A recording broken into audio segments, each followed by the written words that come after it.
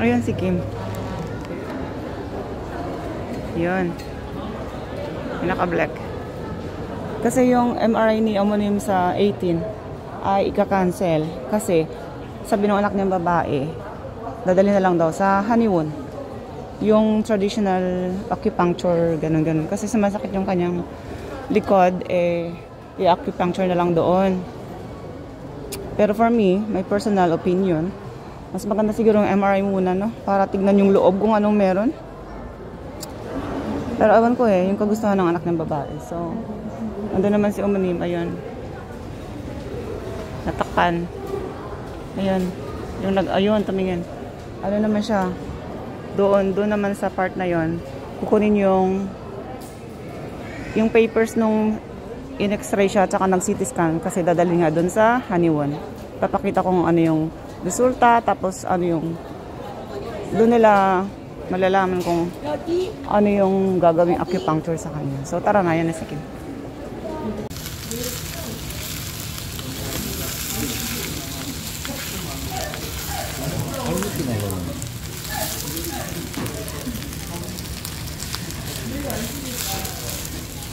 Grabe ang init, oh. As in. Hindi hawakan mo. Sobrang init. So, masarap itong kainin pag winter. Mainit-init.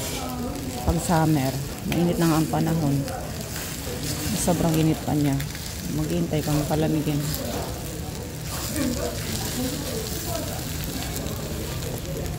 Plus seaweed soup.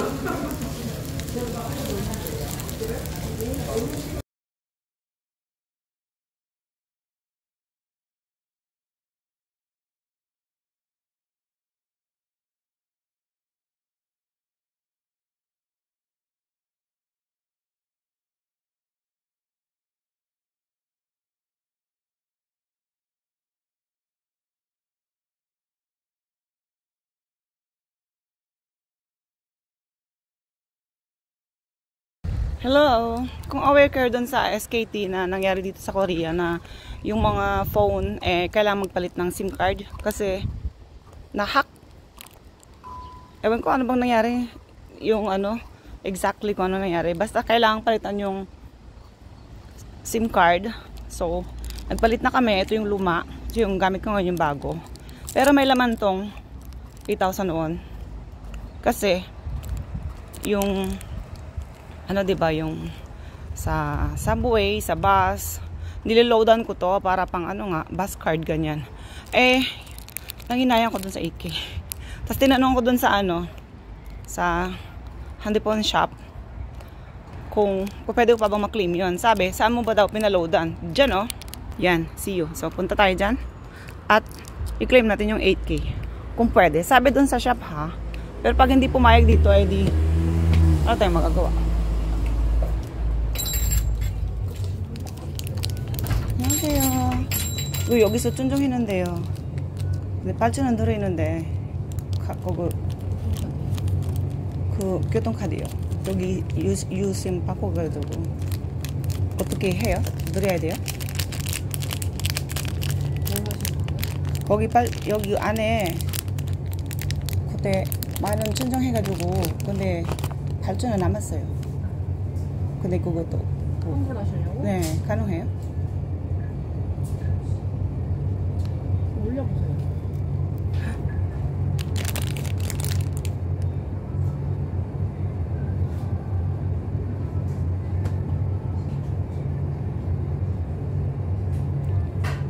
조회가 안 되는데? 안 돼요?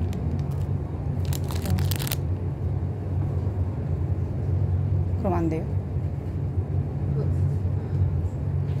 해지하셨어요? 핸드폰? 네. 여기 이제 바꿨어요. 쓰고 바꿀 수 있지. 지금 조회가 안 돼요, 아예. 이거 어디 거예요? SKT요. 거기다가 문의 안 보내주세요. 뭐라 말하는데 여기 그냥 어디서 충전하려고 그냥 바로 해도 된다고. 해지했다고도 얘기했어? 네. 지금 아예 조회가 안 돼요. 네, 다시 물어볼게요. 네.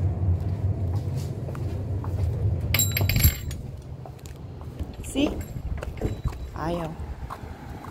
Wala daw ano, parang signal na nakakatch doon, capture. So, tanong ulit natin sa ano, binila ng phone. Di daw eh, sayang na. Sabihin nyo 8K lang eh, ano, nanginayang ko doon. O bakit? Pulutin mo 8K dyan sa, walang 8K dyan sa lapag. Kasi gagamitin ko din yung ano eh, pang ano, card, yung pang bus card ganon. Kainis. Kasi ang mali ko, dapat nung nagpalit ng SIM card, sinabi ko kay Kim na may laman tong 8K ganyan. Para maano, refund. Nakalimutan ko din kasi. So it's my fault. Hindi, bye-bye 8K na lang siguro. Let go and move on. Tara na.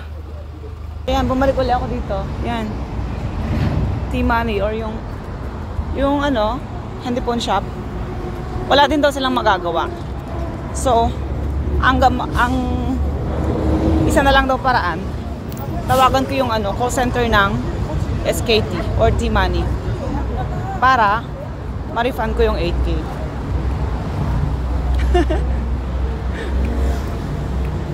Sayang kasi. Nagpapakamatay ka sa 8K na. Hindi, ano lang. Meron nga daw ano eh, Shimano, yung ano, nawala. 100K. Ewan ko kung ano yung ginawa ng tao. Parang may narinig daw din daw si Kim sa YouTube. Nanonood siya ng mga ano eh, kung paano nga daw gawin, ganyan. Sabi niya, under ko katande, sabi niya ganun. Parang hindi mo na maaano yun, ma-refund. Kasi meron ng 100K yung ano eh, nawala. Sabi ko, naglo-load sila ng 100K.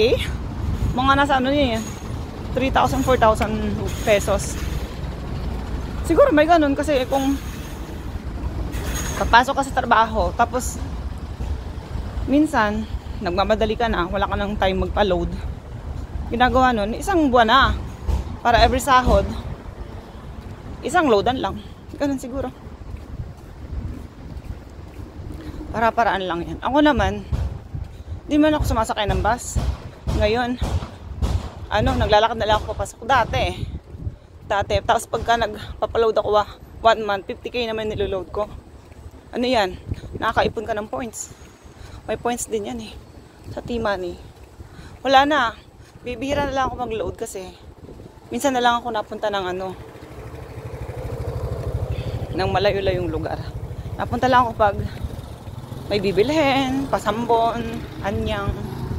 Ganyan, pero dito lalakad lang ako. Gamay ko na nga ano eh, dangdong. Dangdong kasi tawag dito eh, dito sa lugar na to eh. Gunpushi dangdong. Ganun. Almost everyday, wala yatang time na hindi ako naglalakad dito. Sa umaga.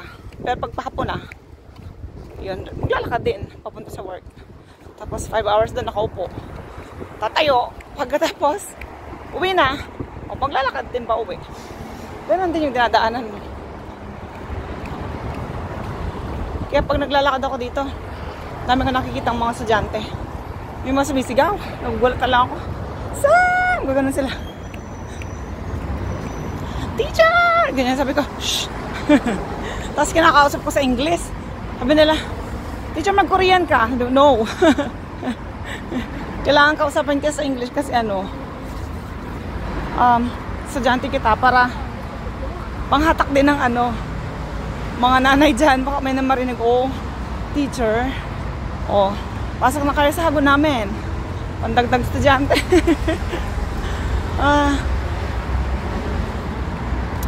Ganun lang yun. Saan ka naman pupunta? Lapit na. Nagtabang naman tayo. Magkakape daw si Kim. Nagkape na ako kanina eh. Pero sige, isa pa. Tara. Tara na. Uwi na tayo. Galing kaya kami kanina ng ano, ospital. Kasi ay, isali ko na lang pala dito yung video na yan. Pampahaba. Pagod na ako. Ito yung nabili ko. 2 kape at isang Text Chino. Para kay Dahon. Sabi ko kay Kim, hingal. Bakit ba binibilihan yan eh? Wala namang ginawang matino yan. Tulog pa nga eh. Pakainin mo lang yan. Patabain mo lalo. Gumagano niya. Give up na siya sa anak niya. Ay, nagkape na nga pala kanina sa ospital. Tapos kumain pa kami sa labas. Yan, sasama ko din yan dito. Nilibre kami ni Omanim ng lunch. Sama ko yun dito. So, nasa gitna siya sa lalabas. Yung sa ospital mo na mauuna. And then yung pagkain namin. Tools at bibimbap. Mainit. Pasok nga ako eh. Tapos ito pang last na to. Nagpunta ka ng CU para i-claim sana yung 8K. And then ito. Nagkape. Bye!